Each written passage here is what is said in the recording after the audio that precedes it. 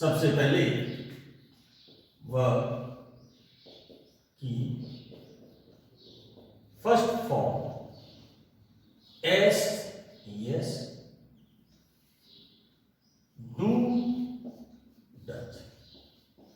बिल्कुल भी भ्रमित होने की जरूरत नहीं है। मैंने ये जो दो चीजें लिखी है, ये दो लाइंस लिखी है, वर्ब की फर्स्ट फॉर्म एस यस और नीचे डू और डच। इसका कारण क्या है?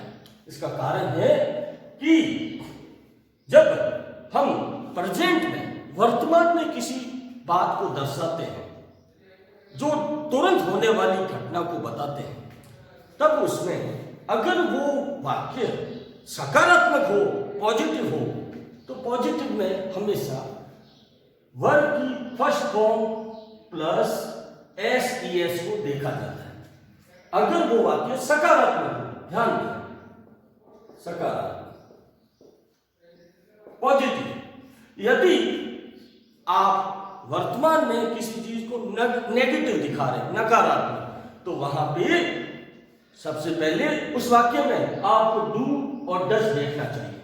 डू और डच के साथ नॉट का प्रयोग होता है, यानी वो नकारात्मक। मैं खाना नहीं खाता हूं, I do not eat food, I do not eat food.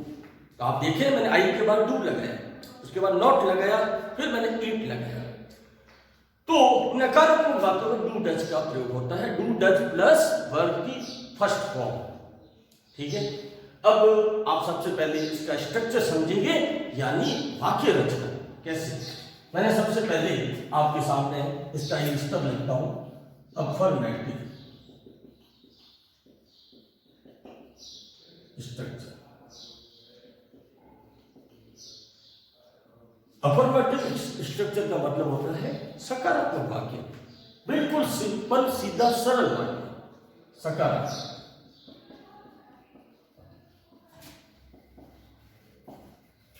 आप देखें कि इसका स्ट्रक्चर सबसे पहले मैं आपके सामने लिखूंगा। सबसे पहले आ जाता है सब्जेक्ट प्लस वर्ब की first form plus S E S plus object. ये अफर्मेटिव स्ट्रक्चर है। तो देखें इसका प्रयोग, जैसे मैं अंग्रेजी पढ़ता हूं। अब इसमें ध्यान से देखें, मेरे इस वाक्य को देखें, मैं अंग्रेजी पढ़ता हूं। आप देखें इस पीछे एक वर्ड जो आया है ताहू। ये वर्ड आप यहां पे भी देख सकते हैं, ताहू, यहां से ताहू। अब आपको समझना है, अगर आपको कहा जाए कि इस वाक्य को अंग्रेजी में बदलो, मैं अंग्रेजी पढ़ता हूं, इस वाक्य को अंग्रेजी में ट्रांसलेट करें, आपके लिए बड़ा आसान हो जाता है। कब? जब आप इसको इस तरह से पढ़ें कि आपको पता है कि सबसे पहले ये जानना जरूरी है कि ये जो वाक्य है, जो मैंने लिखा है, मैं अंग्रेजी पढ़ता हूं, ये वाक्य को मुझे किस टेंस में ट्रांसलेट करना चाहिए, ताकि मैं इसको सही अंग्रेजी में कन्वर्ट कर सकूं, अंग्रेजी भाषा में ट्रांसलेट कर सकूं, ये जानना जरूरी है। तो आपने सबसे पहले इसमें क्या देखा, ये स्थानीय उन सभी छात्र छात्राओं के लिए है जिनको अंग्रेजी का लंबे समय तक उनका वास्ता नहीं था। हमारे ग्रामीण कल्चर में ज़्यादातर अंग्रेजी बच्चों को बहुत कमजोर होती है, लेकिन उनके लिए भी ये बहुत सही है, क्योंकि मैं बहुत बेसिक स्तर से बता रहा हूं। तो आप देखें इसमें सबसे पहले आप पीछे वाले वर्ड्स को काउंटर करिए। पीछे लिखा हुआ है ताहू, मतलब आपको पता चल जाना चाहिए कि ये जो पीछे का वर्ड है ये किस टेंस की पहचान है, और वो भी हिंदी में। प्रेजेंट सिंपल, प्रेजेंट सिंपल की हिंदी में पहचान है, ता हो, ती है, ते हो, जो भी।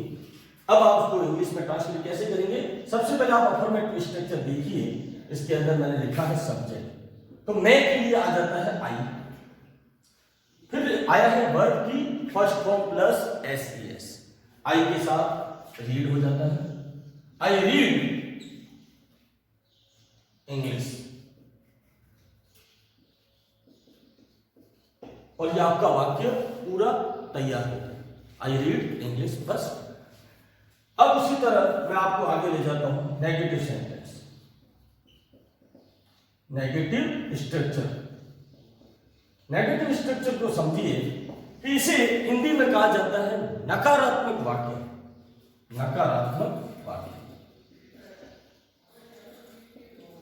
क्योंकि वाक्य तो किसी भी तरह से हो सकता है। आप देखें कि अगर मैं विद्यालय जाता हूं, आपने उसको सही इंग्लिश में ट्रांसलेट किया। यदि आप ये बनाएं कि मैं विद्यालय नहीं जाता, तो उसको भी बनाने के लिए अंग्रेजी में आप उसको अंग्रेजी वाक्य बनाओगे तो उसके लिए भी एक तरीका होता है। सबसे पहले देखें कि इस वाक्य के लिए इसका स्ट्रक्चर आप ध्यान से देखें। सबसे पहले subject plus do does plus subject do does plus verb first form plus object. ये इसका स्ट्रक्चर है नेगेटिव। अब मान लो कि इसी सेंटेंस को आपको बोला जाता है, मैं अंग्रेजी पढ़ता हूं, इसी सेंटेंस को बोला जाता है कि इसको आप नेगेटिव में बदले, नकारात्मक। जैसा कि मैंने आपको शुरू में बताया कि जब वाक्य को नकारात्मक में बदलते हैं तो हमेशा डू व डज का प्रयोग होता है। कैसे? आप देखें, I do not read English, मैं अंग्रेजी नहीं पढ़ता। बिल्कुल सिंपल। अब उसी तरह आप देखें कि मैं इसका आगे एक और तीसरा स्तर लेता हूं, इंटरोगेटिव।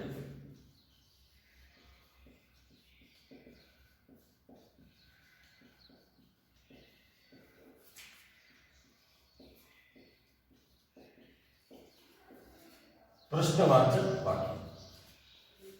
प्रेजेंट टेंस में जो स्तर होते हैं, वैसे 4 स्तर होते हैं, लेकिन फिलहाल आपके सिलेबस के अकॉर्डिंग और आपके एग्जाम प्रिपेयरिंग को देखते हुए इसके 3 स्तर बड़े महत्वपूर्ण हैं और उसी पे सवाल बनते हैं, उसी को ज्यादा समझा जाना चाहिए। तो जो तीसरा स्तर है वो है इंटरोगेटिव, जिसे हम हिंदी में कहते हैं प्रश्नवाचक वाक्य। आप वर्तमान में ही अगर किसी को प्रश्न करते हुए अगर किसी चीज को पूछते हैं, इंक्वायरी करते हैं, तो उसके लिए प्रेजेंट में कैसे अंग्रेजी के कौन से वर्ड्स को यूज करते हुए हम उसको इंटरोगेटिव में बदलेंगे, क्योंकि ये भी जरूरी है। आप देखें, सबसे पहले इंटरोगेटिव के लिए आप देखें कि इसके प्रेजेंट टेंस में जो डू और डज जो फॉर्मेट है उसको अक्सर प्रश्नवाचक वाक्यों में यूज किया जाता है वर्तमान के संदर्भ में। तो सबसे पहले इसका स्ट्रक्चर देखते हैं, do does plus subject plus verb in first form plus object और पीछे क्वेश्चन मार्क। सपोज जब किसी ने आपको पूछ लिया, क्या वह विद्यालय जाता है, क्या वह विद्यालय जाता है। वर्तमान में आप किसी को तुरंत स्थिति में एकदम एक सडन सर्कमटेंस में, एक ऐसी परिस्थिति में अगर आप किसी को प्रेजेंट में ही किसी को सवाल पूछ लेते हैं, क्या वो विद्यालय जाता है,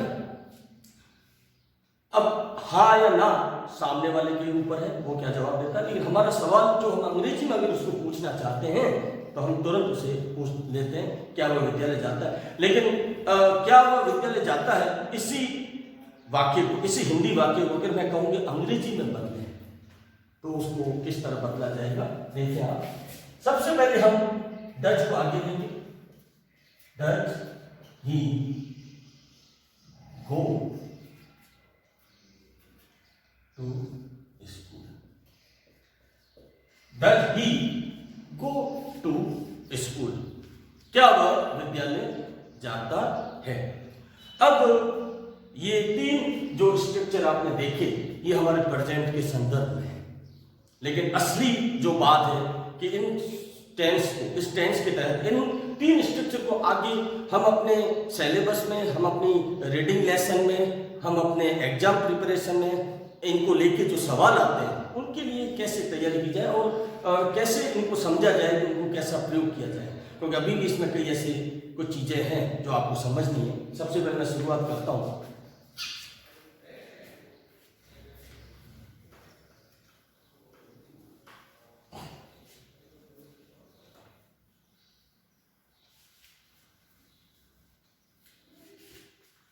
सबसे पहले आपको ये समझना है कि हमारे प्रेजेंट में, चाहे प्रेजेंट हो या पास्ट या फ्यूचर, हमारे लिए सबसे ज्यादा जरूरी है कि जो सब्जेक्ट होता है, सब्जेक्ट आई यानी मैं, ही यानी वह, यदि कोई लड़की हो तो उसके लिए सी प्रयोग होता है, और थर्ड पर्सन में अगर हम कहें तो यू प्रयोग होता है, क्योंकि हम किसी तीसरे को बात करते हैं। तो उसके साथ साथ उनकी वर्ब्स में भी परिवर्तन होता है, आगे जो वर्ब्स होते हैं उसमें परिवर्तन होता है। सबसे पहले आपको सब्जेक्ट को समझना है, तो इसके कुछ बेसिक नियम हैं, वो मैं आपके सामने लिखता हूं। नियम: यदि subject he, she, it, he, she, it या कोई नेम हो यानी नाम, और या एक वचन सिंगुलर,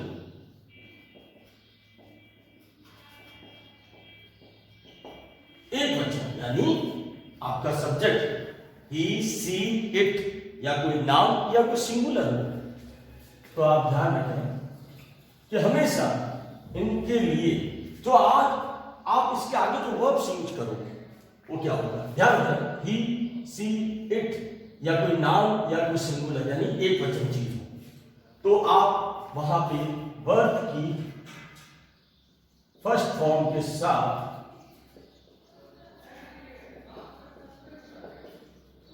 एस, ई, एस लगाएंगे। फिर ध्यान दें बहुत अच्छे से, ये जानना और समझना जरूरी है। कई छात्र छात्राएं अपने बोर्ड एग्जाम में जब सेक्शन सी क्वेश्चन नंबर 14 में करेक्ट वर्ब्स ऑफ फॉर्म के सवाल आते हैं, तो इन्हीं सब्जेक्ट्स को लेके वो आगे की वर्ब्स में बहुत सी गलतियां करते हैं, और उनको ध्यान में रखना जरूरी है। अब देखिए मैंने यहाँ पे जो सब्जेक्ट्स लिखे हैं, यदि आपका सब्जेक्ट ही, सी, इट या कोई नाउन या सिंगुलर एक वचन हो, तो आप वर्ब की फर्स्ट फॉर्म के साथ एस, ई, एस लगाएंगे। यदि आपका सब्जेक्ट, आगे एक और देखते हैं,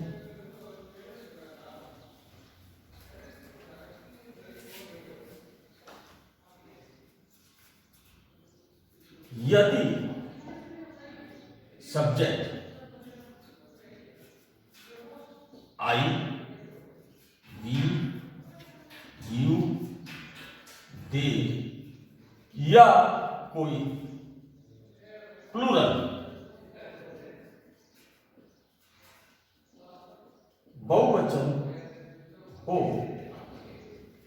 तो आप इसके साथ में क्या वर्ब्स लगाएंगे, वर्ब्स की कौन सी फॉर्म लगेगी, आप देखें। फिर से मैं बोल रहा हूं, यदि आपका सब्जेक्ट प्रेजेंट टेंस में, प्रेजेंट सिंपल टेंस में आई, वी, यू, दे या कोई प्लूरल या बहुवचन हो, तो आप वहां पे वर्ब्स की फर्स्ट फॉर्म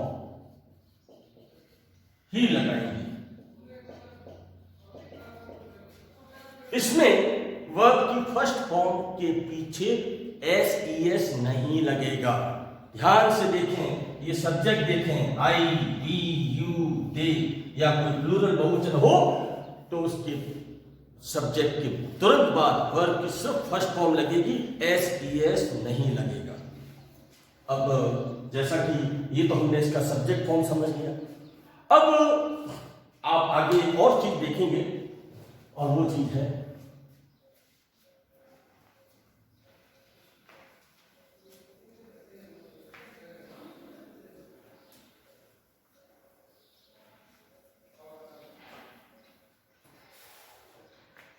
अक्सर हमारे बोर्ड एग्जाम में जब ये इनको लेके जो एक सवाल आता है, section C question number 14 4 number, तो मैं आपके सामने एक एग्जाम्पल देता हूं, आप उसको देखिए।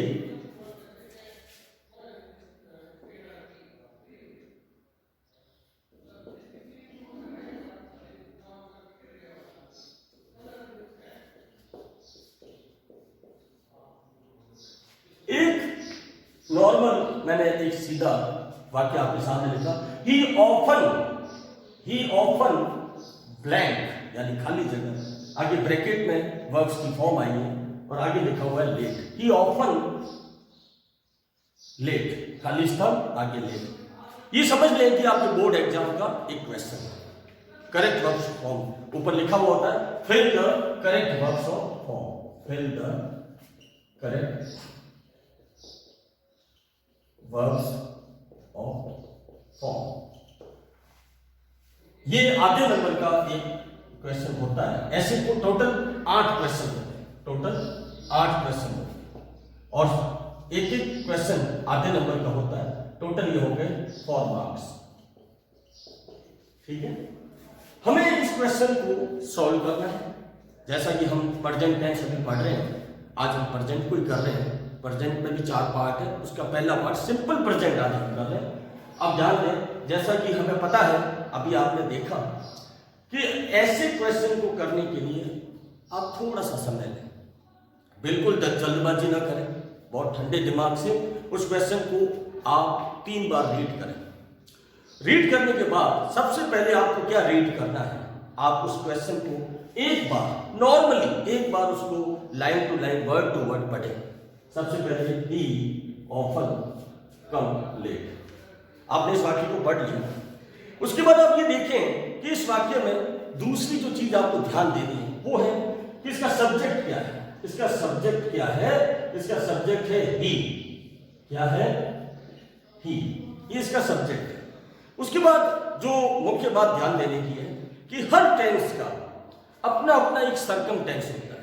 हर टेंस में कुछ ऐसे क्लॉज होते हैं, कुछ ऐसे कनेक्टिव वर्ड्स होते हैं, कुछ क्लॉज होते हैं जो आपको उस टेंस की स्थिति को दिखाते हैं, स्थिति को दिखाते हैं। सबसे पहले आप देखें, इसमें एक वर्ड आया है, इस पूरे सेंटेंस में आपको वो क्लॉज ढूंढना है। मैं हालांकि वो क्लॉज आपको अलग से अभी बोर्ड पे लिखवा भी दूंगा। वो क्लॉज इसमें आता है ऑफन। ये ऑफन देखते ही आपको पता चल जाना चाहिए कि ऑफन जो वर्ड है ये अक्सर प्रेजेंट सिंपल में ही यूज होता है। ये प्रेजेंट सिंपल, ये जो वर्ड्स है ऑफन, ऑफन को हिंदी में कहा जाता है अक्सर। ऑफन को हिंदी में क्या कहा जाता है? अक्सर। अक्सर यानी ज्यादातर। ज्यादातर हम किसी चीज में कहते हैं ना कि ज्यादातर मैं पढ़ाई करता रहता हूं, ज्यादातर मैं शाम को मंदिर जाता हूं, ज्यादातर मैं मूवी देखता हूं। तो हम ज्यादातर मतलब किसी चीज को हम ज्यादा करते हैं। तो उसके लिए अंग्रेजी में एक वर्ड आता है ऑफन। ऑफन को एक सही शाब्दिक अर्थ में देखा जाए मतलब होता है अक्सर, मतलब ज्यादातर। तो ये वर्ड जो आपने देखा, ये एक तरह का क्लॉज है जो लगभग प्रेजेंट में यूज होता है, वो भी प्रेजेंट सिंपल में, क्योंकि बिल्कुल वर्तमान स्थिति में ही ऐसे शब्द होते हैं।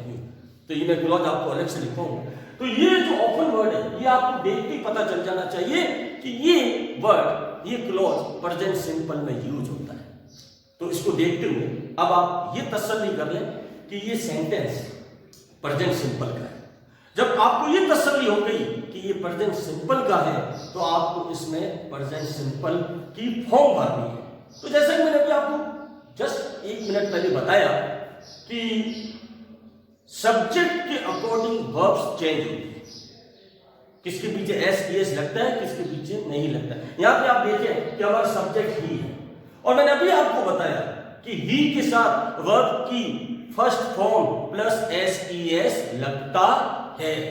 तो आप देखें यहां ही है, तो यहां पे हमारी जो वर्ब्स आई है वो कम है। क्या कर लेना है? कम्स। ये हमारा सेंटेंस पूरा हो गया और आधा मार्क्स हमें मिल गया। आधा मार्क्स हमें मिल गए। हमने इसमें 2 चीजें ध्यान रखी, एक तो सब्जेक्ट को ध्यान में रखा, एक इसके क्लॉज को ध्यान में रखा, क्लॉज को। ठीक है, अब मैं आपको उसके कुछ महत्वपूर्ण क्लॉज बता देता हूं, तो आप ध्यान दें।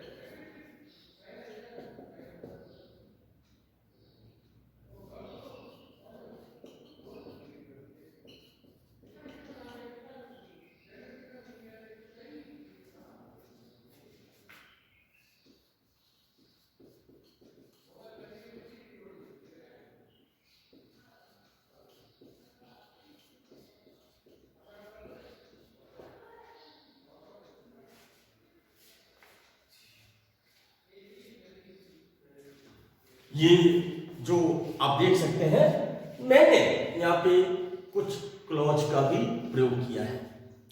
ये भी क्लॉज है जो बिल्कुल परमानेंट है, जो कि प्रेजेंट सिंपल में अक्सर प्रयोग में लिए जाते हैं।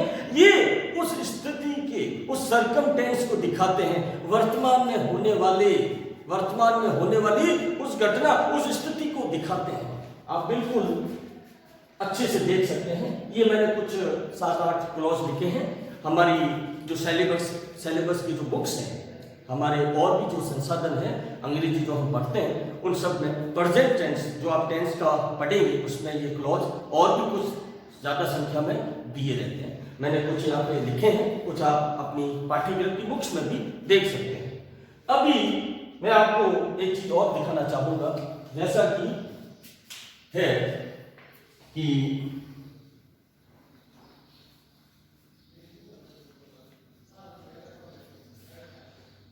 कई बार हमारे सेंटेंस जो हमारे बोर्ड एग्जाम के तहत आते हैं, कुछ ऐसे भी हैं जो नेगेटिव भी आ सकते हैं। कैसे?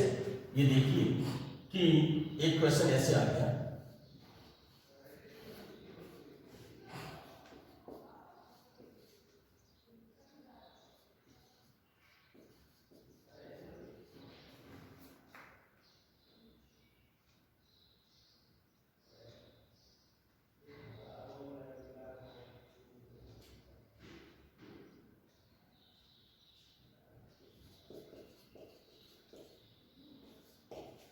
अब देखिए इस सेंटेंस को आप बहुत ध्यान से देखिए, जो सेंटेंस मैंने आपके सामने लिखा। मान लो ये आपके बोर्ड एग्जाम में सेक्शन सी क्वेश्चन नंबर 14 में ये क्वेश्चन मान लो आ गया।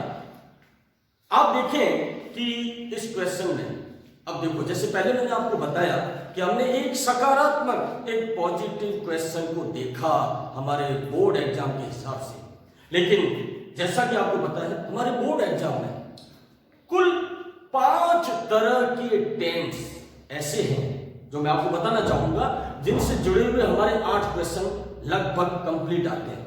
पहला प्रेजेंट सिंपल, दूसरा प्रेजेंट कंटिन्यूअस, तीसरा प्रेजेंट परफेक्ट, और चौथा पास्ट सिंपल, और पांचवा पास्ट कंटिन्यूअस। हालांकि पिछले कुछ बोर्ड एग्जाम में फ्यूचर सिंपल का भी प्रयोग किया गया है, ठीक है। तो 5 से 6 टेंस का जो हमारा रहता है, जिनसे जुड़े हुए आधे नंबर के 8 क्वेश्चन आते हैं। जैसा कि अपन उसी को कर रहे हैं, उसी क्रम में पहला टेंस प्रेजेंट सिंपल को आज हमने लगभग समझा है, और उससे जुड़े हुए क्वेश्चन कैसे आते हैं वो भी हमने देखे।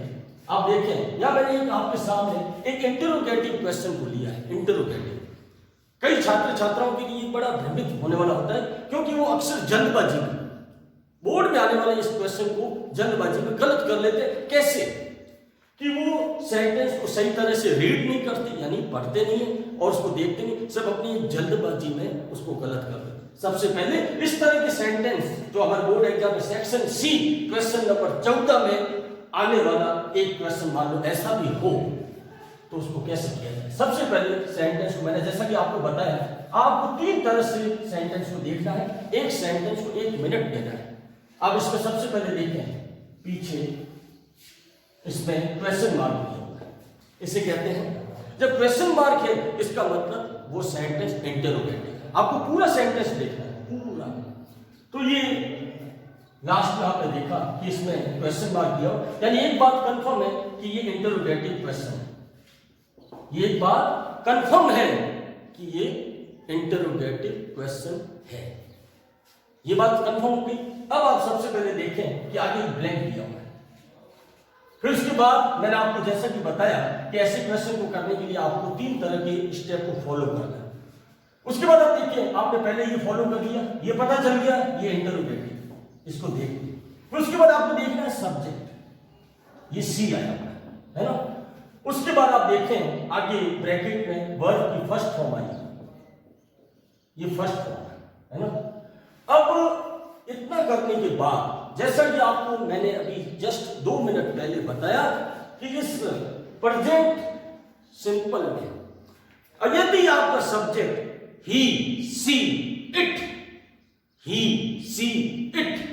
या कोई नाम या कोई सिंगुलर शब्द हो, वर्ड हो, तो वहां पे वर्ब की फर्स्ट फॉर्म के साथ एस लगता है, एस लगता है। यदि आपका सब्जेक्ट ही, सी, इट, नाम या सिंगुलर, तो यहां पे ये सब्जेक्ट क्या है? सी, यानी एस लगेगा, ठीक है। लेकिन आप ये भी ध्यान दें कि मैंने उसके जस्ट बाद आपको ये भी बताया कि जब हमारा कोई सेंटेंस नेगेटिव हो तो उसके साथ डू और डज का प्रयोग होता है, और डू और डज का जब प्रयोग होता है तो उसके बाद वर्ब की फर्स्ट फॉर्म ही रहती है, उसमें एस नहीं लगता, क्योंकि उससे पहले डू और डज है। यहाँ पे हमारा ये क्वेश्चन आप देखें इंटरोगेटिव है, तो सबसे पहले आप देखें कि जहां पे हमारा सब्जेक्ट ही, सी, इट, कोई नाम या सिंगुलर हो, उसके साथ हमेशा डज लगता है। यदि हमारा सब्जेक्ट आई, वी, यू, दे या कोई बहुवचन प्लूरल हो तो उसके साथ हमेशा डू लगता है। तो मैंने जैसे आपको बताया यहाँ पे सब्जेक्ट है सी, तो हमें खुद से पता चल जाना चाहिए कि जब सब्जेक्ट सी है तो सी से पहले डज लगता है, क्योंकि सब्जेक्ट सी है। यदि इधर आई होता तो हम क्या लगाते? डू। तो सी आ गया तो आप यहां डज लिखते। अब बोर्ड अभ्यर्थी इस बात का ध्यान रखें, कई बार उनसे बेसिक गलती होती है, और वो गलती क्या है? जब भी ऐसे क्वेश्चन आते हैं, हमारे आगे का पहला वर्ड हमेशा कैपिटल बड़ा होना चाहिए। कई बच्चे क्या करते हैं? छोटा डी लिख देते हैं, ये गलत हो जाता है, एग्जामिनर इसका नंबर काटते हैं, क्योंकि वो नियम से कॉपी चेक करते हैं। तो आपका पहला वर्ड बड़ा होना चाहिए, डज, फिर उसके बाद सी। तो मैंने जैसा कि आपको बताया, डू और डज के बाद वर्ब की फर्स्ट फॉर्म आती है एस नहीं लगता, तो ये जो गो है ये गो का गो रह जाएगा, इस तरह हो गया। लेकिन अब आपके लिए ये जानना जरूरी है कि हमने इसमें डज क्यों लगाया, गो क्यों लगाया, हमें कैसे पता चला कि यहाँ पे डज और वर्ब की फर्स्ट फॉर्म आएगी? क्या यहाँ पे डिड नहीं आ सकता था? क्या यहाँ पे इज, आर, एम, क्या यहाँ पे विल, से नहीं आ सकता था? आपने श्रीमान सर आपने डज क्यों लगाया? मैंने जैसा कि आपको टेंस के बारे में बताया, इस टेंस के बारे में कुछ क्लॉज बताए। यदि वो मैंने आपको जैसे बोला, जब आप सेंटेंस को पूरा रीड करो, 3 स्तर आपको देखने, पहले कि वो सेंटेंस अफर्मेटिव है, नेगेटिव है या इंटरोगेटिव। आपने पता लगाया वो इंटरोगेटिव। उसके बाद मैंने आपको बताया कि आप उसका स्तर देखें कि जब वो इंटरोगेटिव है तो उसमें सब्जेक्ट क्या आया? सब्जेक्ट आया सी के साथ, ठीक है। अब आपको ये भी पता लगाना है कि वो जो सेंटेंस है क्या वो प्रेजेंट सिंपल का है? प्रेजेंट सिंपल का ही है, कैसे पता लगा? तो मैंने आपको बताया, मैंने कुछ क्लॉज आपके सामने अभी बोर्ड पे लिखे थे। उन्हीं क्लॉज में से आप जब ये वीडियो दोबारा देखेंगे आपको पता चल जाएगा वो क्लॉज कौन से, उस क्लॉज में से जो मैंने लिखवाए हैं उन क्लॉज में से कौन सा वर्ड इस सेंटेंस में आया है। तो वो वर्ड है ऑलवेज। क्या है? ऑलवेज। और ऑलवेज किसका क्लॉज है? प्रेजेंट सिंपल का। तो प्रेजेंट सिंपल का जब वो क्लॉज है तो सीधा सा कंफर्म हो जाता है वो प्रेजेंट सिंपल सेंटेंस है। अब प्रेजेंट सिंपल के हिसाब से उसमें आपको वर्ब्स भरनी है। अब आपको पता है कि प्रेजेंट सिंपल का जो इंटरोगेटिव है उसमें डू डज आगे आता है, और डू डज किसके लिए आगे आता है? सब्जेक्ट को देख के। आपका सब्जेक्ट सी है तो डज आ गया। यदि आपका सब्जेक्ट यहाँ आई होता तो यहाँ डू आ जाता, अगर बी होता तो यहाँ डू आ जाता। और जैसा कि इसका नियम है इंटरोगेटिव में डू डज के बाद वर्ब की सब फर्स्ट फॉर्म होती है, एस नहीं लगता। तो ये आपने जो क्लॉज देखा इससे आप कंफर्म हो गया कि ये आपका प्रेजेंट सिंपल का ही सेंटेंस है। अब ये तो चलो हमने इस पूरे टेंस को समझ लिया, लेकिन इसके मैं 2 नियम आपको बताना चाहूंगा। अक्सर 2 सवाल इसके बोर्ड एग्जाम में ऐसे भी आते हैं जिसमें कोई क्लॉज नहीं दिया हुआ होता है, तो कैसे पता लगाएं कि ये किस सेंटेंस का है?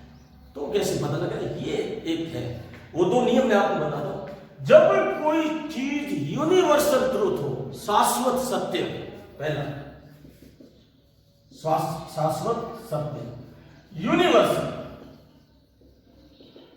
ट्रूथ। कैसे? एक सवाल आप देखें, द सन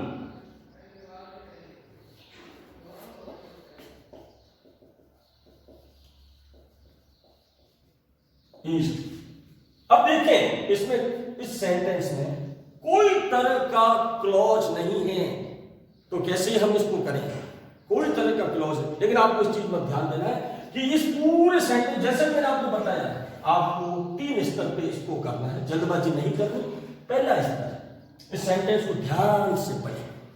द सन यानी सूर्य, राइज का मतलब होता है उगना, ईस्ट। अब देखें पूर्व, तो आप देखिए ये यूनिवर्सल ट्रूथ, सर्वव्यापी सत्य है कि वो पूर्व में उगता है, एक सर्वव्यापी सत्य है। इस सत्य को देखते हुए सर्वव्यापी सत्य वाला नियम प्रेजेंट सिंपल में ही लागू होता है, क्योंकि सूर्य पूर्व में उगता है, उगता है, उगता है। जैसे कि मैंने आपको बताया था कि प्रेजेंट सिंपल की हिंदी में पहचान है, ता है, ती है, ते है। सूर्य पूर्व में उगता है, यूनिवर्सल ट्रूथ है, शाश्वत सत्य है, तो सीधा हो जाएगा राइजेज।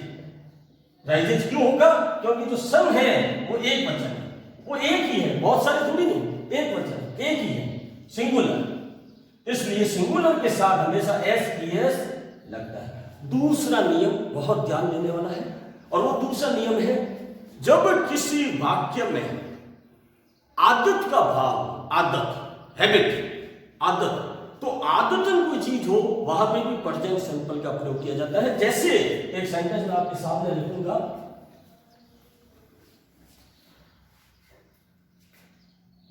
ही ऑफन कम लेट। इस वाक्य को बहुत ध्यान से देखें।